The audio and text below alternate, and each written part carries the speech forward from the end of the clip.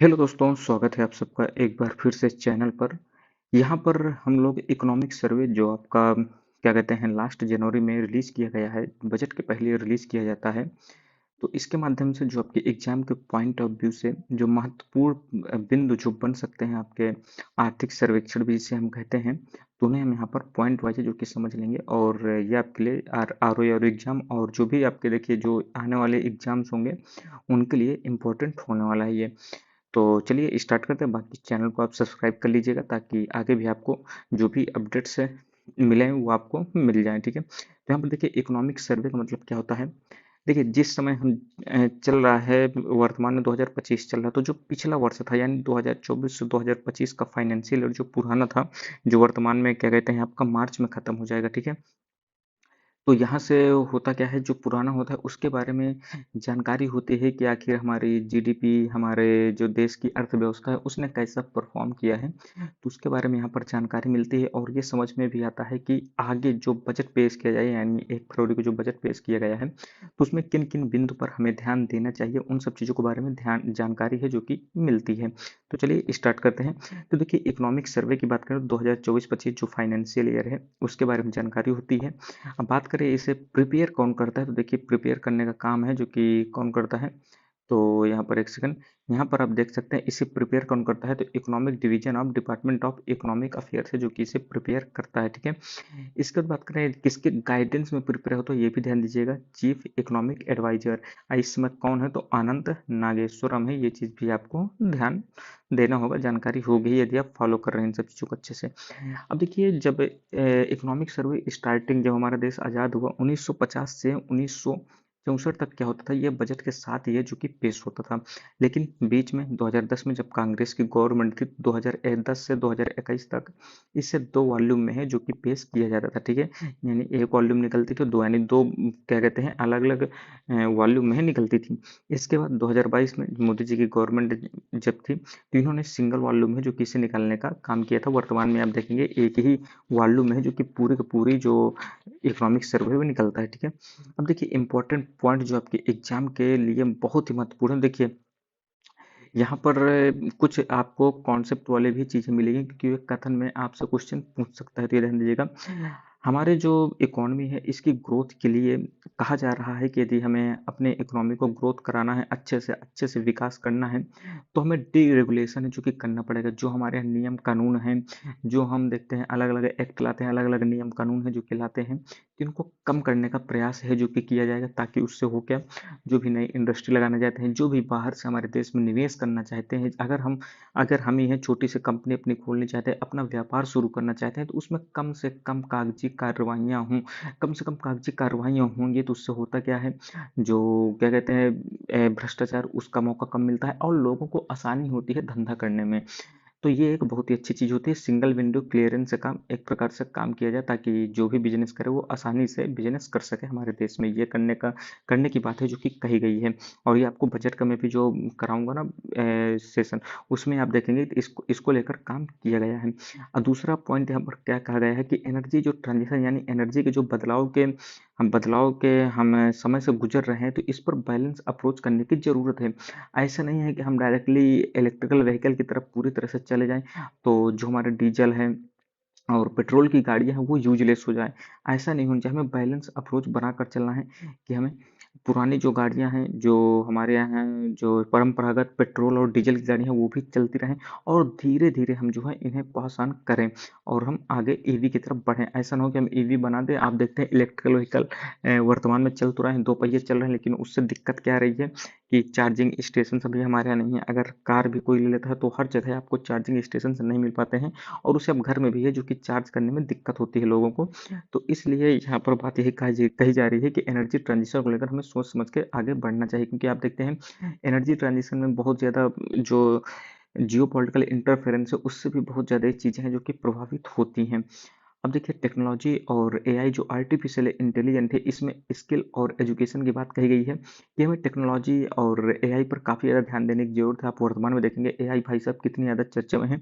दिल्ली के चुनाव में देखिए एआई से कमाल कमाल की वीडियो हो, जो चाहे वो बीजेपी की पार्टी हो या आम आदमी पार्टी हो, कांग्रेस की पार्टी हो, भाई साहब आप देखेंगे उनके ट्विटर हैंडल में कैसे एआई का प्रयोग करके एक दूसरे का मजाक उड़ाया जा रहा है और अच्छी खासी कॉमेडी है जो कि हो रही है, आपको वहाँ आनंद आएगा। तो वो एआई का ही कमाल है। अब देखिए एआई से होता क्या है ना, ये आपको अच्छी चीज़ें दिख रही हैं, लेकिन इससे खराब चीज़ें भी आप देखेंगे। किसी की भी वॉइस कवर कर दी जाती है, उसके चेहरे का गलत इस्तेमाल कर लिया जाता है, फ्रॉड बहुत ज़्यादा बड़े स्तर पर होने के चांस है एआई के कारण से, ये भी आपको ध्यान देना है। तो इसको लेकर बात कही जा रही है कि हमें स्किल होना पड़ेगा इसके बारे में, और इससे संबंधित जो भी एजुकेशन है उसके बारे में हमें ध्यान देने की ज़रूरत है।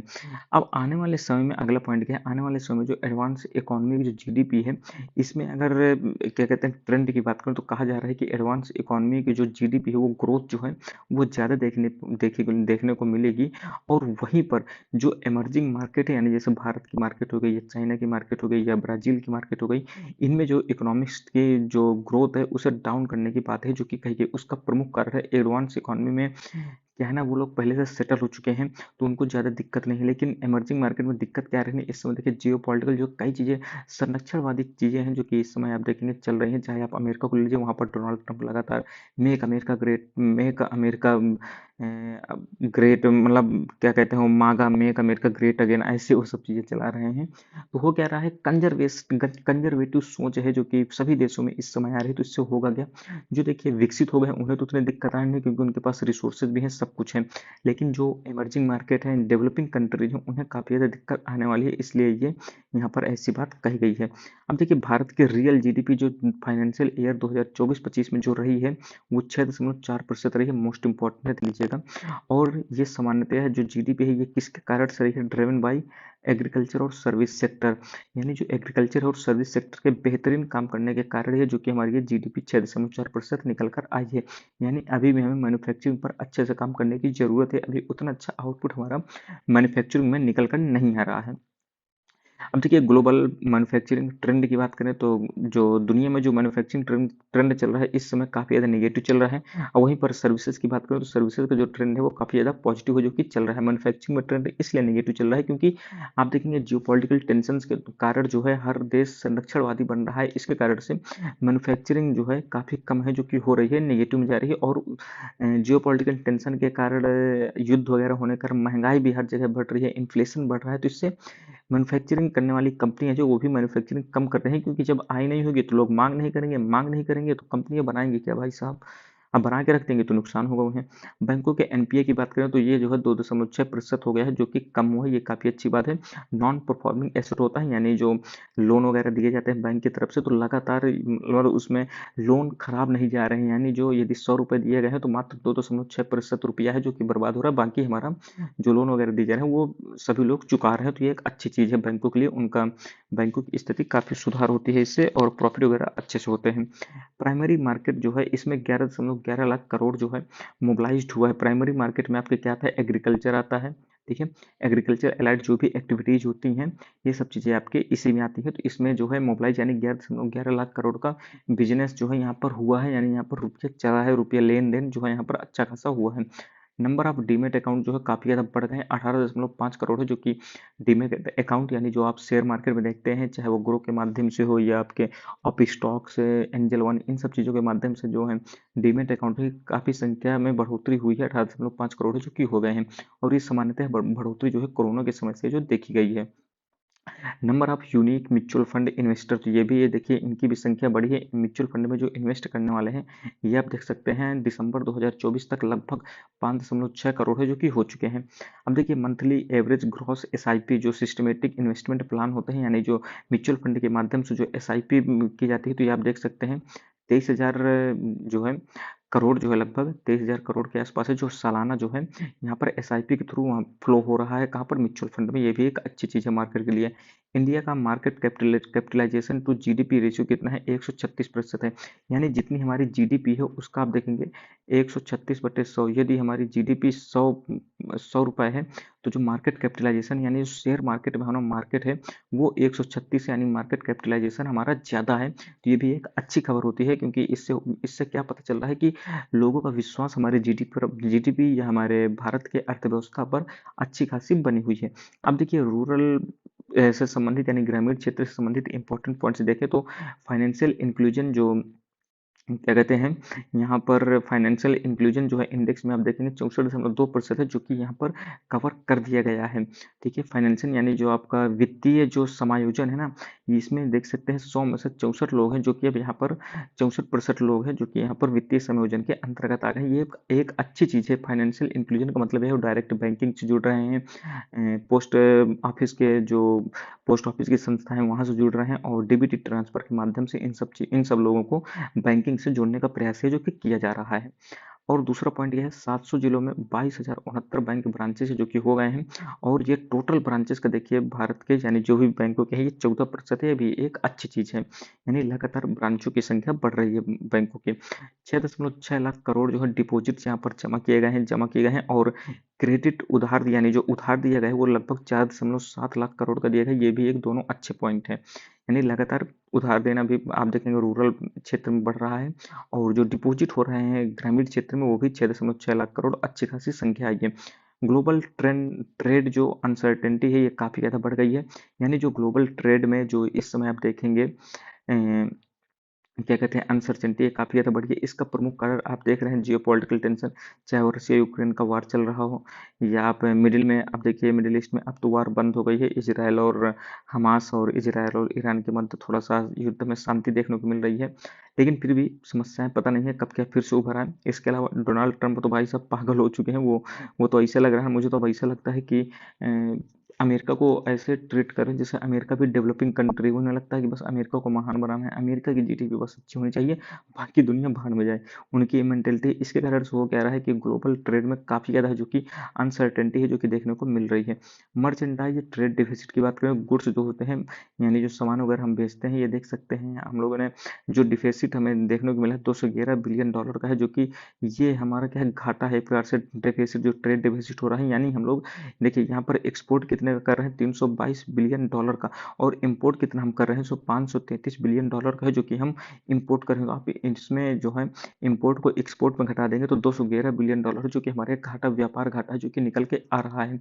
2023 में कितना था, $190 बिलियन था, यानी आप देख सकते हैं ये 190 से 211 हुआ, यानी $21 बिलियन जो कि आपका बढ़ गया है ट्रेड डिफिसिट। ये एक गंदी बात है हमारे क्या कहते हैं इकोनॉमी के लिए अच्छी चीज़ नहीं है। हमें अपने एक्सपोर्ट क्या है बढ़ाने की ज़रूरत है, और इम्पोर्ट को कम करने की ज़रूरत है। अब देखिए सर्विस में बात करें तो सर्विस में हमारा ट्रेड प्लस हमेशा रहता है। मर्चेंडाइज में ज़रूर हमारा क्या कहते हैं ट्रेड डिफिसिट होता है, लेकिन सर्विस में देख सकते हैं $131 बिलियन का है जो कि हम सरप्लस में रहते हैं। पिछले वर्ष ये $120 बिलियन का था, तो देख सकते हैं $11 बिलियन है जो कि सरप्लस में देखने को मिला है। एक्सपोर्ट हमने $281 बिलियन के किए हैं, और इम्पोर्ट हमने $150 बिलियन के जो कि किए हैं। एफडीआई की बात करें, फॉरेन डायरेक्ट इन्वेस्टमेंट जो किए जाते हैं विदेश से, तो देख सकते हैं 2024 में $56 बिलियन है जो कि था, और पिछले वर्ष में ये जो इन्वेस्टमेंट था $47 बिलियन था। और सबसे ज़्यादा देखिए एफडीआई जो कि हमें मिलता है सबसे ज़्यादा सर्विस सेक्टर में है जो कि मिलता है, ठीक है 19.1%, और कंप्यूटर सॉफ्टवेयर एंड हार्डवेयर में 14.1% है जो कि हमें एफडीआई देखने को मिलता है। तीसरा है ट्रेडिंग जो शेयर मार्केट में आप देखते हैं 9.1%, और नॉन कन्वेंशनल एनर्जी में जो आपके कोयला और क्या कहते हैं कोयला आधारित, पेट्रोल आधारित, मतलब ये सब क्या है कन्वेंशनल एनर्जी सोर्सेज हैं। और नॉन कन्वेंशनल में क्या आते हैं सोलर एनर्जी हो गई, या आपकी न्यूक्लियर एनर्जी हो गई, या बायोमास हो गई। तो इन सब चीज़ों पर देख सकते हैं 7% है जो कि एफडीआई आ रहा है। तो टॉप 4 ध्यान दीजिएगा, पहला सर्विस सेक्टर, फिर कंप्यूटर सॉफ्टवेयर हार्डवेयर, ट्रेडिंग और non conventional energy. Forex reserve की बात करें तो देख सकते हैं $640 बिलियन है दिसंबर 2024 में, और सितंबर 2024 में कितना था तो $706 बिलियन था। कम क्यों हुआ है तो नॉर्मल सी बात है, क्योंकि देख रहे हैं डॉलर क्या है काफ़ी ज़्यादा इस समय भाग रहा है, तो इसके कारण से आरबीआई को क्या करना पड़ा, अपने यहाँ जो डॉलर हमने रखे थे, जो विदेशी मुद्रा हमारे पास रखी थी, उससे हमने रुपए को कंट्रोल करने के लिए उसे निकाला, यानी उसे फ्लो किया, ताकि क्या हो कि हमारा रुपया थोड़ा सा मजबूत बन रहे और वो ज़्यादा गिरे ना। इस समय देख सकते हैं 87-88 के आसपास है जो कि हमारा क्या कहते हैं रुपया चल रहा है डॉलर के मुकाबले। अब देखिए सीपीआई इन्फ्लेशन की बात करें, कंज्यूमर प्राइस इंडेक्स जो है, तो ये देखिए फाइनेंशियल ईयर 2025 में कितना रहा है, 4.9% रहा है, तो काफ़ी अच्छा रहा है, यानी थोड़ा सा कंट्रोल है। लेकिन इसमें सबसे बड़ी समस्या क्या है, फूड इन्फ्लेशन इस समय काफ़ी ज़्यादा हाई है, तो इसके कारण से 4.9% है। आइडियली जो है 2 से 6% के बीच में होना चाहिए। आप तो कहेंगे 6% के अंदर है, लेकिन इसमें फूड इन्फ्लेशन काफ़ी ज़्यादा हाई है, ये आपको ध्यान देना है। अब देखिए कोर इन्फ्लेशन क्या होता है, तो इस सीपीआई में जो सीपीआई होता है उसमें हम फूड और फ्यूल को यदि हटा दें, यानी जो खाने की वस्तुएं हैं, और इसमें हम पेट्रोल डीजल को हटा दें, तो जो आपका कोर इन्फ्लेशन होता है वो देख सकते हैं 4.5% लगभग, यानी सीपीआई इन्फ्लेशन से कोर इन्फ्लेशन कम है। डोमेस्टिक ग्रोथ पर जो है फोकस करने की बात यहीं पर कहा गई, जो मैंने आपको शुरू में बताया था, डीरेगुलेशन की बातें जो कि कही गई हैं। अब देखिए अवसंरचना यानी इंफ्रास्ट्रक्चर की यदि बात करें हम, तो देखिए वंदे भारत ट्रेन जो है इस समय कितनी हो गई है, लगभग 68 ट्रेन है जो कि चली है। 2018-19 में 102 थी जो कानपुर से चली थी, वाराणसी के लिए पहली थी। प्रोडक्शन ऑफ कोचेज़ की बात करें तो 900 कोचेज़ हैं जो कि इस समय बन रहे हैं, ये भी एक काफ़ी अच्छी संख्या है। उड़ान स्कीम के तहत जो एयरपोर्ट कितने हो गए, तो 84 से 88 हैं जो कि हो गए हैं, ठीक है। और ऑप्टिकल फाइबर केबल जो है भारत नेट परियोजना के तहत, यानी ग्रामीण क्षेत्र में हम लोग को वाईफाई उपलब्ध कराने के लिए, तो ये लगभग देख सकते हैं कितना कवर कर लिया है एरिया, तो 6,93,000 किलोमीटर है जो कि एरिया इसने कवर कर लिया है। जल जीवन मिशन की बात करें तो 15.3 करोड़ परिवार हैं जहां पर हम लोगों ने जो टैप वाटर है इसको उपलब्ध कराने का काम है जो कि कर दिया है। नवंबर 2024 तक की रिपोर्ट है। फुल कवरेज वाले राज्य कौन कौन से होंगे, तो ये ध्यान दीजिएगा, गोवा, अरुणाचल प्रदेश, हरियाणा और हिमाचल प्रदेश, गुजरात, पंजाब, तेलंगाना और मिजोरम है जो कि फुल कवरेज, यानी यहाँ पर 100% टैप वाटर जो कि पहुंच चुका है। पीएम आवास योजना की बात करें तो देखिए इसमें जो है 1.18 करोड़ हाउस है जो कि सैंक्शन कर दिए जा चुके हैं 25 नवंबर 2024 तक, ये भी एक अच्छी खासी उपलब्धि है। अर्बन ट्रांसपोर्ट की बात करें तो मेट्रो जो है हमारी अब 23 शहरों में जो कि पहुंच चुकी है, और ये कितने किलोमीटर की हो गई है, तो 1010 किलोमीटर जो है ऑपरेशनल इस समय चल रही है। इसके अलावा जो काम चालू है 980 किलोमीटर पर है जो कि काम चल रहा है। जैसे कानपुर में इस समय काम चल रहा है, आगरा में भी है जो कि काम चल रहा है, इलाहाबाद में भी बात की जा रही है, लेकिन अभी वहाँ काम शुरू नहीं हुआ है। अमृत मिशन की बात करें तो देखिए टैप वाटर जो कवरेज 70% पहुँच चुका है, और सीवरेज कवरेज जो है 62% है जो कि पहुँच चुका है, ये चीज़ भी आपको ध्यान देना है। स्मार्ट सिटी मिशन 2014 में ये योजना आती है, और इसमें जो है 13 जनवरी 2025 तक देख सकते हैं 93% प्रोजेक्ट हैं जो कि पूरे कर लिए गए हैं, ऐसा कहा जा रहा है। लेकिन भाई साहब समझ में नहीं आ रहा है स्मार्ट सिटी मिशन कैसे क्या काम कर रहा है। आप बताइएगा कि आपके शहरों में जो जो शहर मतलब स्मार्ट सिटी मिशन में शामिल है, क्या उन पर आपको लगता है कि काम कुछ हो रहा है या नहीं, कमेंट बॉक्स में बता सकते हैं। इंडस्ट्री की बात करें तो वर्तमान में जो बिजनेस अनुमान है ये नेगेटिव ट्रेंड में है जो कि जा रहा है, ये चीज़ आपको ध्यान देना है। बिजनेस से यहाँ पर अच्छा नहीं कहा जा रहा है कि आने वाले समय में अच्छा नहीं रहेगा, उसका प्रमुख कारण आप देख सकते हैं जियो पॉलिटिकल टेंशन और जो कंजर्वेटिव जो सोच बन रही है सभी देशों की, ये एक बहुत ही प्रबल समस्या है। सीमेंट प्रोडक्शन यहाँ पर बात की जा रही है बढ़ेगा, तो इसका मतलब क्या है कि इंफ्रास्ट्रक्चर में काम होगा। स्टील का कंजप्शन भी हमारा बढ़ा है और प्रोडक्शन भी एक बढ़ा है। जी अब देखिए कंजप्शन हमारे यहाँ बढ़ता है, हम क्या कहते हैं प्रोडक्शन भी करते हैं स्टील का, लेकिन समस्या क्या है हमारे यहाँ कंजम्पशन ज़्यादा है, तो इसके कारण से हमें आयात भी है जो कि करना पड़ता है जापान वगैरह देशों से। पहले हम उन्हें एक्सपोर्ट करते हैं कच्चा मटेरियल, वहाँ से प्रोसेस्ड होकर जो मटेरियल बनता है स्टील का उसे हम अपने यहाँ फिर मंगाते हैं, क्योंकि हमारे यहाँ उतनी अच्छी फैक्ट्रीज हैं जो कि नहीं है स्टील को अच्छे से प्रोडक्ट बनाने के लिए। टेक्सटाइल इंडस्ट्री जो है ग्रोथ करेगी ऐसा कहा गया है। इसके अलावा इलेक्ट्रॉनिक इंडस्ट्री भी ग्रोथ करने की बात है जो कि यहाँ पर कही गई है कि जो ग्रोथ की है।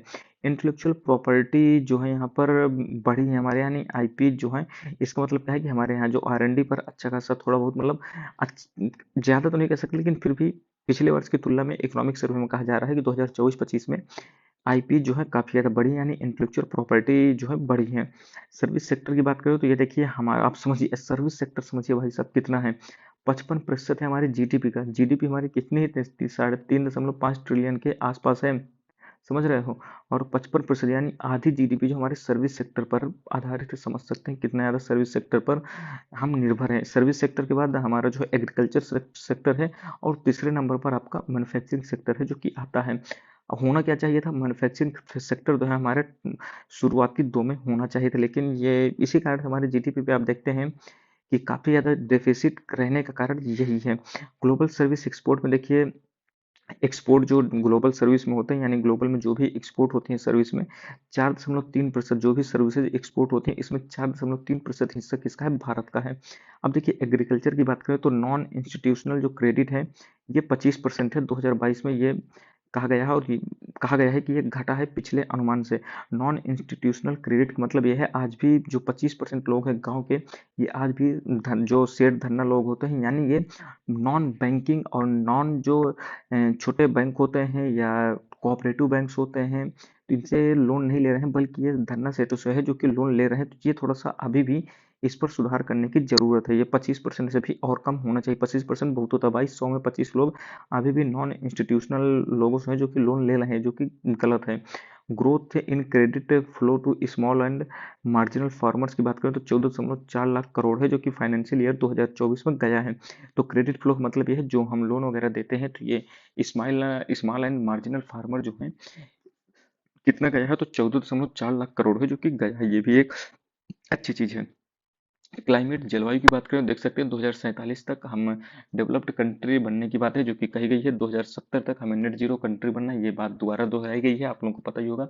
मिशन लाइफ पर्यावरण संरक्षण, यानी mission life life style for environment, यानी इन्वायरमेंट को संरक्षित करने के लिए मिशन लाइफ है जो कि शुरू किया गया था। ये सब चीजें हैं जो कि दोहराई गई हैं चीजें। एनर्जी की बात करें 2030 तक 500 गीगावाट बिजली जो हमें नॉन फ्यूसल फ्यूल से है, नॉन फॉसिल फ्यूल से, जो कि उपलब्ध कराना है। तो ये हम लोग लक्ष्य था, आप लोगों को जानकारी होनी चाहिए। एनर्जी प्रोडक्शन की बात करें, जो हम लोग प्रोडक्शन करते हैं वो किस क्षेत्र में कितना करते हैं, बहुत ही इंपॉर्टेंट है।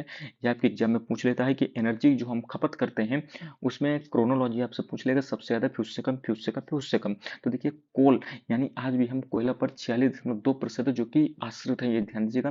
कोल के बाद हम लोग सोलर एनर्जी 20.6%, अच्छी खासी बढ़ोतरी हो रही है इस बार। और विंड एनर्जी भी आप देखिए 10.5% हिस्सा है। हाइड्रो एनर्जी की बात करें, हाइड्रो पावर वगैरह जो होती है, ये 10.3% ये है। इसके बाद देखिए न्यूक्लियर एनर्जी पर पूछ लेता है कि न्यूक्लियर एनर्जी पर हमारी जो ऊर्जा क्षमता है वो कितनी आधारित, तो ध्यान दीजिए 1.80% है। इस पर भी हमें सुधार करने की जरूरत है। न्यूक्लियर एनर्जी बहुत बेहतरीन एनर्जी एनर्जी होती है, इसमें हमें थोड़ा सा कम से कम, इसे नहीं तो 5% लाने का प्रयास है जो कि करना चाहिए। वर्तमान में 1.80% है केवल।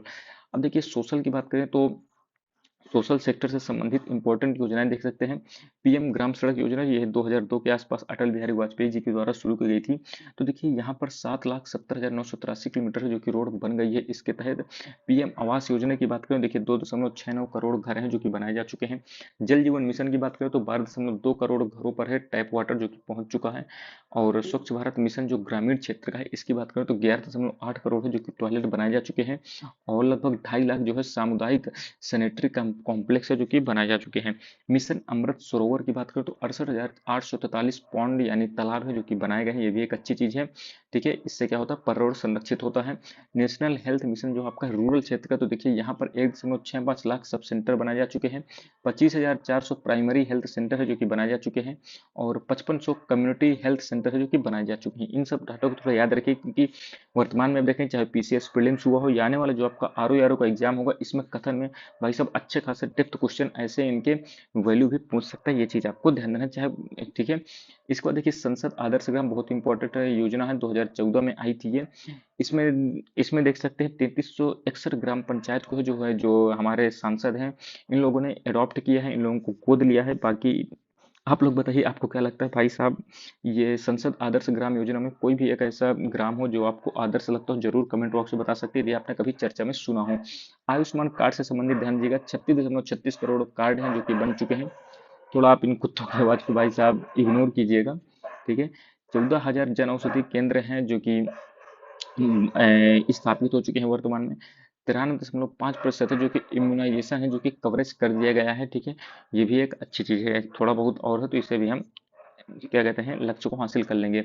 इसके अलावा देखिए 72.81 करोड़ जो है आभा आईडी है जो कि बनाई गई है। आभा आईडी क्या है, ये आप जो लोग जो हेल्थ जो भी सरकारी अस्पताल होते हैं वहां जाते हैं तो आभा आईडी है जो कि बनाई जाती है। तो 72 करोड़ लोगों की आभा आईडी है जो कि बन चुकी है। इसके अलावा ई संजीवनी योजना आई थी, तो इसके तहत देखिए 31.19 करोड़ पेशेंट है जो कि इस पर क्या कहते हैं कनेक्टेड हो चुके हैं। ठीक है, उनकी आईडी बन चुकी है, यानी उन्होंने ई संजीवनी में क्या है उनके बारे में पूरी जानकारी है, रिकॉर्ड वगैरह रखने की बात की गई है। तो 31 करोड़ लोग हैं जो कि इसमें पेशेंट जो रोगी हैं वो उसमें दर्ज हो चुके हैं। एम्प्लॉयमेंट की बात करें, देखिए अनएम्प्लॉयमेंट रेट कहा जा रहा है भाई साहब 3.2% हो गए, पता नहीं चल रहा कैसे लोग निकल रहे हैं 2023-24 में। ये 3.2% है, काफ़ी कम है ऐसा कहा जा रहा है, काफ़ी सुधार है जो कि किया गया है। आप लोग बताइए कि आपको लगता है गरीब जो बेरोजगारी है वो कम हो रही है? फीमेल लेबर फोर्स पार्टिसिपेशन की बात करें तो देखिए ये बात कही जा रही है, जो महिलाएं जो हैं इनका वर्क फोर्स में जो है पार्टिसिपेशन बढ़ रहा है, और इसमें जो प्रमुख योगदान है यूपी, बिहार और उत्तराखंड जैसे राज्यों का प्रमुख योगदान है। एआई से संबंधित में बातें कही गई हैं कि काफ़ी ज़्यादा अपॉर्चुनिटी हैं, यानी यहाँ पर क्या कहते हैं, काफ़ी ज़्यादा अवसर हैं, लेकिन इसी के साथ चैलेंजेस की बात की गई है। अवसर की बात करें तो एआई से देखिए चीज़ें आसान होती हैं, हमें चीज़ें समझने में कम समय लगता है और हम चीज़ों को अच्छे ढंग से जो कि समझ सकते हैं, और रिसर्च एंड डेवलपमेंट में भी एआई काफ़ी अच्छा काम कर रहा है। चैलेंजेस की बात करें तो सबसे बड़ा चैलेंज यही है भाई साहब, एम्प्लॉयमेंट को लेकर, क्योंकि एआई आएगा तो क्या करेगा, रोबोटिक्स बढ़ेंगे तो हमारे यहाँ जो रोजगार पा चुके हैं, अगर वो स्किल नहीं होंगे, एआई से क्या कहते हैं अच्छे से मिलेंगे नहीं, एआई को जानेंगे नहीं, शिक्षित नहीं होंगे, स्किल नहीं होंगे, तो उनकी नौकरी जाने का भी डर है जो कि बना रहेगा। तो ये एक प्रमुख चैलेंज है, और एआई से खतरे भी बहुत हैं। आप देखते हैं सोशल मीडिया के दौर में कितनी अफवाहें उड़ती हैं एआई के माध्यम से, गलत फोटो बनाना, गलत वीडियोज वगैरह, ये सब चीज़ वायरल होती हैं जो कि आने वाले समय के लिए बहुत ज़्यादा कठिनाई पैदा करने वाली हैं। तो ये सब चीज़ें हैं। तो इसमें देखिए हमने इकोनॉमिक सर्वे के जो इंपॉर्टेंट पॉइंट थे उन्हें हमने कवर कर लिया है। यदि आपको कोई भी कन्फ्यूजन हो तो आप कमेंट बॉक्स से पूछ सकते हैं। बाकी मिलते हैं अगली वीडियो में, तब तक धन्यवाद, जय हिंद।